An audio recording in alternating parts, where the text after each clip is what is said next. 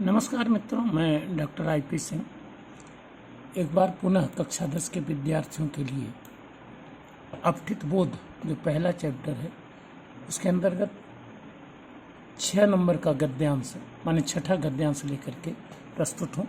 तो जैसा मैंने बताया था, मेरे साथ उसी प्रकार की तैयारी करिए कि एक बार हम गद्यांश को पढ़ते हैं, उसका सारांश देखते हैं और फिर उत्तर देखने की कोशिश करते हैं। तो गद्यांश है, जीना भी एक कला है, लेकिन कला ही नहीं तपस्या है। जियो तो प्राण ढाल दो जिंदगी में, ढाल दो जीवन रस के उपकरणों में। ठीक है, लेकिन क्यों? क्या जीने के लिए जीना ही बड़ी बात है? सारा संसार अपने मतलब के लिए ही तो जी रहा है। याज्ञवल्क्य बहुत बड़े ब्रह्मवादी ऋषि थे।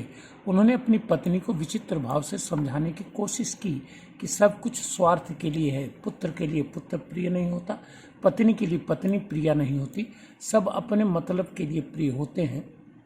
आत्मनस्तु कामाय सर्व प्रियम भवति, अर्थात अपने लिए ही, अपनी वासना के लिए ही सभी प्रिय होते हैं। विचित्र बात नहीं है यह तर्क। संसार में जहाँ कहीं प्रेम है सब मतलब के लिए। सुना है पश्चिम के हाब्स और हेल्वेसियस जैसे विचारकों ने भी ऐसी ही बात कही है। सुन के हैरानी होती है। दुनिया में त्याग नहीं है, प्रेम नहीं है, परार्थ नहीं है, परमार्थ नहीं, केवल प्रचंड स्वार्थ, भीतर की जिजीविषा, जीते रहने की प्रचंड इच्छा ही अगर बड़ी बात हो तो फिर यह सारी बड़ी बड़ी बोलियां जिनके बल पर दल बनाए जाते हैं, शत्रु मर्दन का अभिनय किया जाता है, देशोद्धार का नारा लगाया जाता है, साहित्य और कला की महिमा गाई जाती है, झूठ है। इसके द्वारा कोई न कोई अपना बड़ा स्वार्थ सिद्ध करता है, लेकिन अंतरतर से कोई कह रहा है ऐसा सोचना गलत है। स्वार्थ से भी बड़ी कोई न कोई बात अवश्य है, जिजीविषा से भी प्रचंड कोई न कोई शक्ति अवश्य है। क्या है? तो ऊपर ही बात आ गई है, जीने की कला, जहाँ जीवन एक तपस्या है। तो इसमें मित्रों ये बात बताई गई कि जिंदगी जीने का प्रयास करना चाहिए, लेकिन याज्ञवल्क्य को आधार बना के कहा गया कि दुनिया में स्वार्थ कहीं विशिष्ट चीज़ है और सब अपने स्वार्थ के लिए ही एक दूसरे से प्यार करते हैं। पश्चिम के हाब्स और हेल्वेसियस जैसे विद्वानों ने भी यही बात कही है। तो इसका अर्थ है कि दुनिया में त्याग, प्रेम, परार्थ या परमार्थ की तुलना में प्रचंड स्वार्थ जो है कहीं ज़्यादा प्रभावी है। समझे आपने?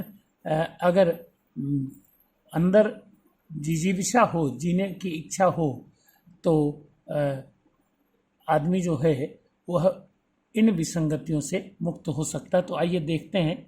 उपर्युक्त गद्यांश का शीर्षक है। तो पहले तो कहा गया जीना एक कला है, लेकिन फिर कहा गया कि कला नहीं बल्कि तपस्या है। तो उसके बाद जीने की भावना या प्रचंड स्वार्थ, ये सांदर्भिक रूप से आएंगे। तो पहले का उत्तर मित्र ख होगा। दूसरा है आत्मनस्तु कामाय सर्व प्रियम भवति। तो संस्कृत के इस कथन का अर्थ होगा आत्मनस्तु माने अपने लिए, अपने किसके लिए? कामाय माने वासना के लिए सभी प्रिय होते हैं। तो सीधी सी बात है, सब अपने मतलब के लिए प्रिय होते हैं। तीसरा है कि दुनिया में स्थापित है।